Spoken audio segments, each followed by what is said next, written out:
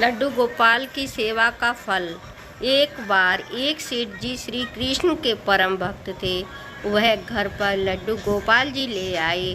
सेठानी से कहने लगे कि इनकी सेवा करना, इनको सुबह शाम भोग लगाना। सेठानी को उनकी सेवा करना बहुत मुश्किल लगता था। उनका मानना था कि मुझे बच्चों की देखभाल से समय नहीं मिलता, मैं ठाकुर जी की सेवा कैसे करूं। एक दिन उसने लड्डू गोपाल जी को अपने बंगले के बगीचे में मिट्टी खोदकर और दबा दिया। अपने पति को कहा कि लड्डू गोपाल जी तो चोरी हो गए। सेठ जी को बहुत दुख हुआ, लेकिन ठाकुर जी की इच्छा मानकर मन मार कर रह गए। उनके घर में एक माली बगीचे की देखभाल के लिए अक्सर आता था।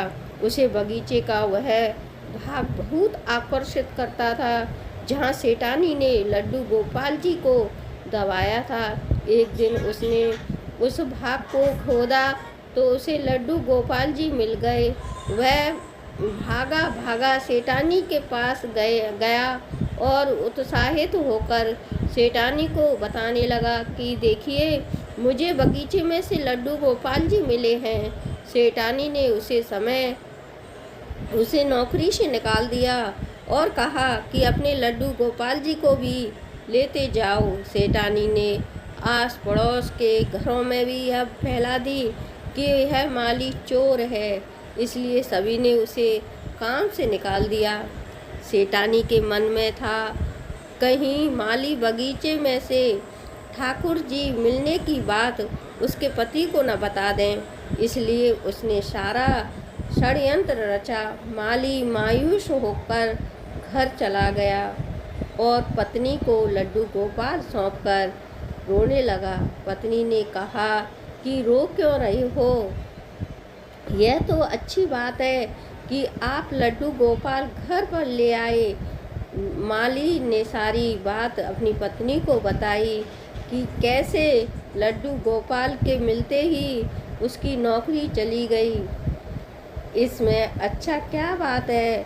पत्नी ने पति को दिलासा दिया और कहा कि ईश्वर पर विश्वास रखें, इसमें भी उन्होंने कुछ अच्छा ही सोच रखा होगा। मालिन ने लड्डू गोपाल जी को साफ कर स्नान कराया और उन्हें घर के मंदिर में स्थापित कर भोग लगाया। जो मिट्टी ठाकुर जी से साफ करने के बाद मिली थी, उसने अपने पति से पूछा कि इसका क्या करूं? माली ने कहा, बाहर आंगन में इतनी सारी मिट्टी पड़ी है, उसमें ही फेंक दो। पत्नी ने मिट्टी बाहर पड़े ढेर पर फेंक दी। वह माली को 2 वक्त का गुजारा भी बहुत मुश्किल से हो रहा था, क्योंकि उसके चोरी होने की झूठी खबर के कारण उसे सभी ने नौकरी से निकाल दिया था। एक दिन एक व्यक्ति उसके घर के पास से गुजर रहा था। उसके घर के बाहर पड़ी मिट्टी में बहुत सुंदर फूल खिले देखे तो उसने माली को बाहर बुलाया। उसने पूछा कि यह क्या, तुम इन फूलों के बारे में जानते हो? माली ने कहा कि मैंने यहाँ यह फूल उगाने से पहले कभी नहीं देखे थे, मुझे इन फूलों के बारे में जानकारी ही नहीं है। उस व्यक्ति ने बताया कि ये एक खास किस्म के फूल हैं, बाजार में यह फूल बहुत महंगे दाम पर बिकते हैं। माली ने जब फूल के बारे में जानकारी इकट्ठी की तो उस व्यक्ति की बात सच निकली। वो फूल खास किस्म के थे और बहुत महंगे दाम पर बिकते थे। अब उसने उन फूलों की खेती बड़े पैमाने पर करने शुरू कर दी। कुछ ही वर्षों में धन्यवान बन गया।